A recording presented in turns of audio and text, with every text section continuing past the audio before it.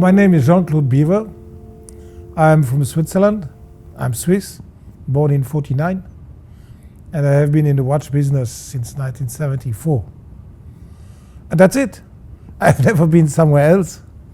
Watches have been my passion, and a passion that somehow does never retire. The job, you can retire from a job, but somehow from a passion you can never retire. And that's now my big question. As I'm going to be 70, I want to give back. But when you give back, can you be operational and give back? Can you teach someone how to drive if you are sitting on the driver's seat? No, you must sit on the passenger seat, and then you can teach. And this is a little bit my actual hesitations and transition. Shall I go to the passenger seat or shall I go on driving? And that is now a very special moment in my career where I have to answer this question. I'm going on driving, or will I sit next and tell the student how to drive? Have you made up your mind? No, I haven't made up my mind. I would have told you the mind. I now tell you the hesitations, the doubts. And the doubt, as I say very often, is my friend, because the doubt helps me to make the right decision, and the doubt helps me to ask advice to others. And many people are advising me what to do. And slowly, slowly, I take all these advices, and I will make up my mind probably beginning 2019, which is in about 20 days. So we are 10 days, 20 days away from my decision. So I will have to come back to Singapore to make the second interview with the decision made. And I'm looking forward to it. So I see you in 20 days once the decision is made. You know, my first inspiration was somebody people don't talk so much about. His name is Georges Golay. And Georges Golay was the boss. He was really a big boss of AP. He made AP big and great because he said to Genta, let's do the Royal Oak. And Royal Oak was a revolution. It was the most disruptive product in luxury of the 20th century. The most disruptive product in luxury of watches of the 20th century. Why? Several reasons. Reason number one, it was steel. In the 70s, to have a luxury watch in steel was impossible. Luxury meant platinum. Luxury meant gold. Boom. Luxury was ultra slim, very fine, sophisticated, traditional. And suddenly, thanks to Genta and to the okay of Georges Golay, they came out with a steel watch. Sold the same price as if it would be gold. Plus all the screws visible. Normally you would hide the screws. Screws is for technology, and technology in those days was not perceived as luxury. So Mr. Golay was an incredible disruptive guy. And because of his disruptive thinking, he gave the okay to Genta, he made the Royal Oak, and he sold the Royal Oak. And Royal Oak was a revolution in luxury watches. And he was my first mentor. Then I met a second guy who gave me a lot of trust, Fritz Amann. He was the boss of Omega, where I joined in 1979, and he gave me huge responsibilities. And I was not even 30 years old. And he trusted me like nobody ever trusted me. So he helped me to get confidence. He helped me to trust me. At Omega, I learned how I should trust myself. That is important for a young man, to gain trust in himself. The third one was, of course, Hayek. When I sold the company, which I regretted for a long time that I had done it, I sold Blancpain. I didn't regret to have sold it to Hayek. I regretted to have sold it. Now I've sold it to Hayek, and that was probably the best solution. And Hayek, which I met the day I had sold it, because he had to be there to sign. And I met Mr. Hayek for the first time. And once it was sold, 3 weeks later, I called him. I said, Mr. Hayek, I need my passion back, but I cannot buy back Blancpain. Can I at least work for Blancpain? He said, what? With all the millions you got, you want to work now for Blancpain? I said, yes, because I need, this is my passion, these are my people, this is my brand. And he said, okay, you can work for Blancpain, but not only. You're going to help me to restructure Omega and to bring the prestige of Omega back. And that was an incredible period for me, because I could run marketing and product for Omega. I brought Cindy Crawford on board, I brought James Bond, I brought Michael Schumacher, I reanimated NASA, the whole moon expedition. We made new products, the new Seamaster, the new Constellation, and all this program is still valid today and is still running today. So that was an incredible period, and that was my third mentor, Mr. Hayek. And then I sold, I left Swatch Group after a long time, after 12 years, and I started again with Hublot, very small brand in those days, in 2004, 26 million, 32 people, extremely small. And people said, how can you leave? You are you are a member of the board. You are a big boss. I said, big boss doesn't mean anything. I want to be an entrepreneur. I want to start again from scratch. I want to go again in a camping bus.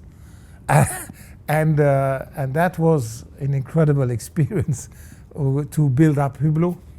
And one day I met Mr. Arnaud, who is probably the fourth mentor that I have known in my career.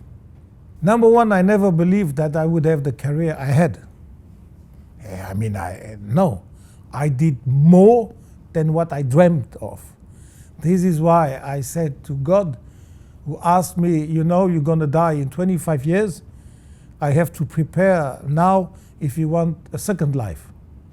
I said, that's a little bit early, 25 years before you asked me this. He said, yes, because I have a lot of people to manage, and it's not easy to give to everybody a second life. So that's why I asked you the question now. I said, listen, the question is early, but my answer is clear. No, I don't want a second life. He said, what? You don't want to live a second time once you die? I said, no way. One condition. Give me 2 times 100% the same life. 100%. Don't change anything. And he told me, this is impossible.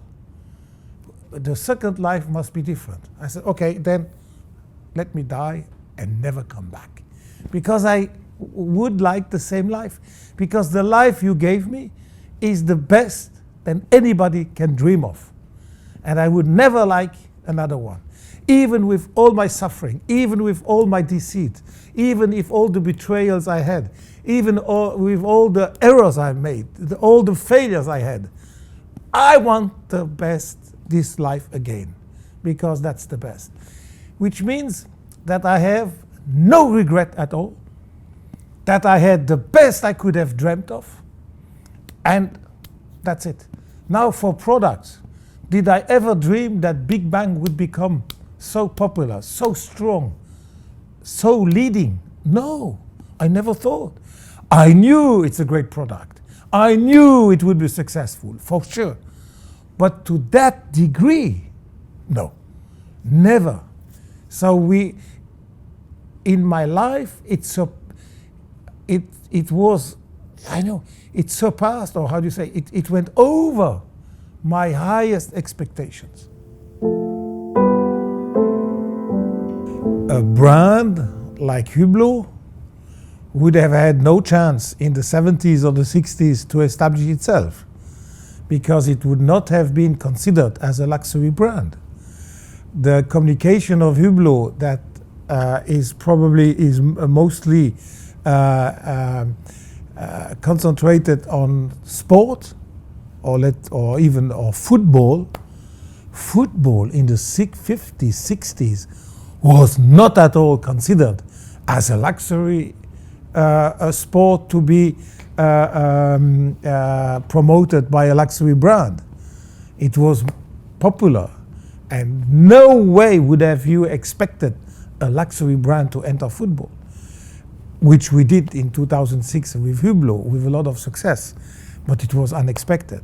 So the watches, the size of the watches, the style of the watches, the material of the watches, the colors of the watches, the sponsorships of the watches, the ambassadors of the watches, everything has changed. Everything. Virgil Abloh would have been impossible in the 60s because the streetwear would not have ever commanded luxury.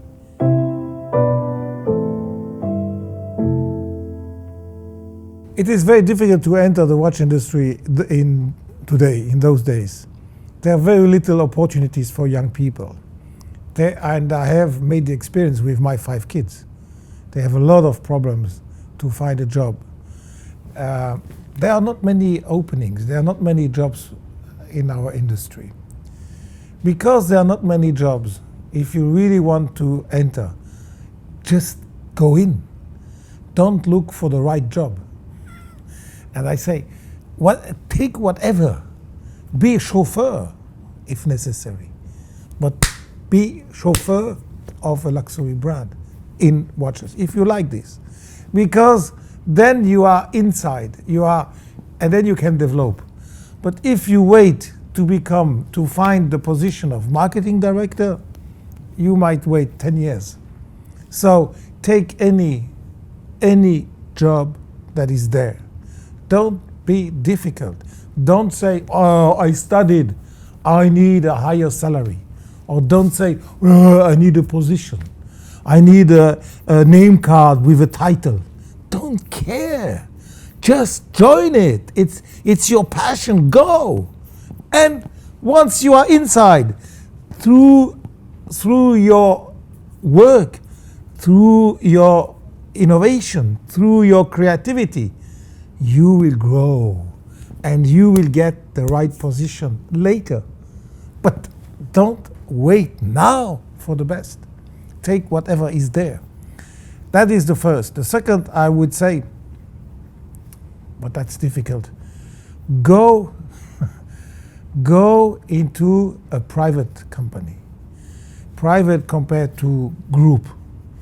In a group, you can go later. But you will learn eventually more in a small brand because you will touch a lot of different departments. In a big group, you are more or less concentrated on one element. So don't hesitate to go into a small company. It doesn't matter if it's small. It doesn't matter if the company is even not known. Who cares? What is important is that you can work in it. And then one day you might enter a big group. So those 2 recommendations are not obvious because young people, that's not the way they think. They think, if I'm in a big group, I get a great name card, I get a title, I get a big salary, blah, blah, blah. And I say, no, that's not the way I would start.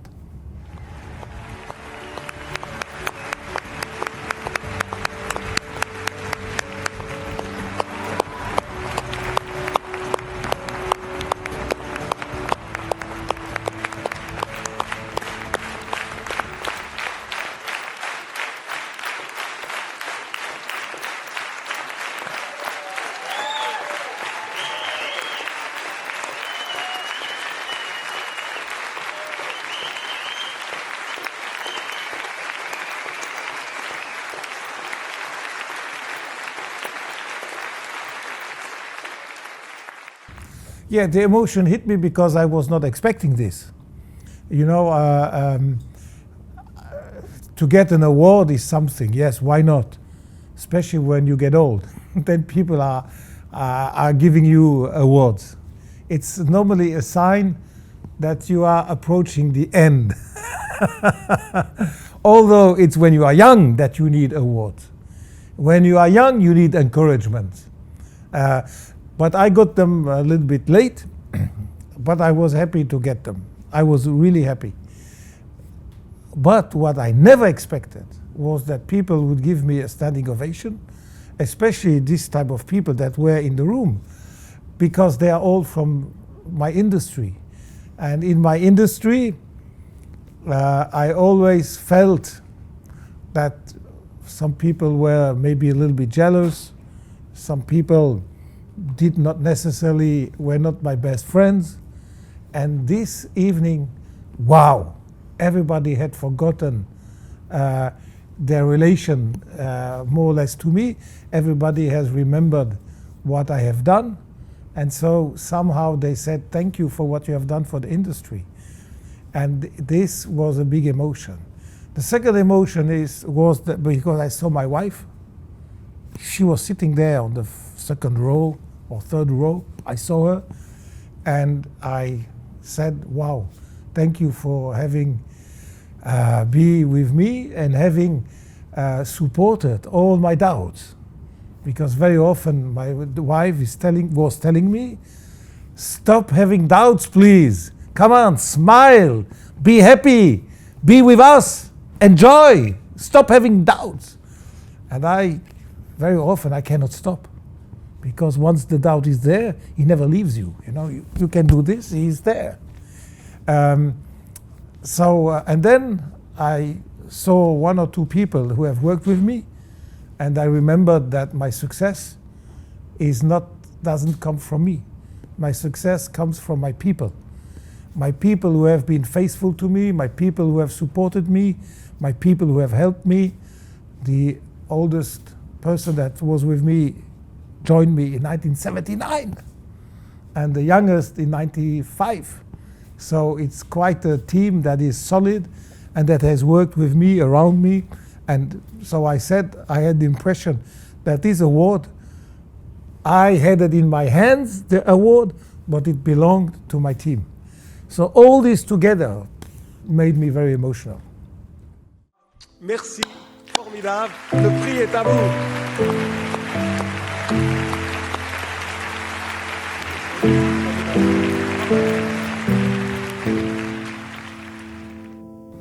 And that's it. I've never been somewhere else. Watches have been my passion, and a passion that somehow does never retire.